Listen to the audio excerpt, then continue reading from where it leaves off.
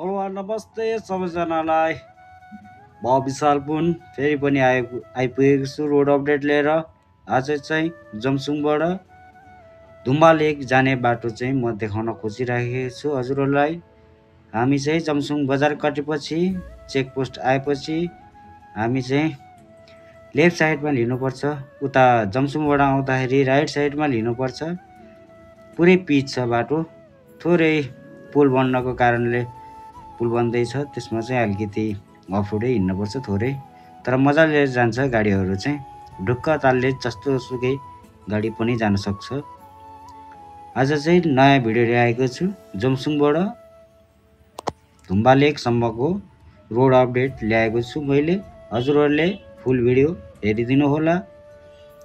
पुन ट्राभललाई subscribe गर्नुभएको छैन भने प्लिज सब्सक्राइब गरिदिनु होला। नयाँ नयाँ म भिडियो ल्याउने छु, रोड अपडेट ल्याउने छु हजुरहरूको लागि। यात्रा गर्नको लागि एकदम सहज हुने गरेर सबै भिडियो चाहिँ हेरिदिनु होला। धुम्बा लेकसम्मको यात्रा जमसुङ बजारबाट राइट साइडमा देखिएको जमसुङ बजार हो।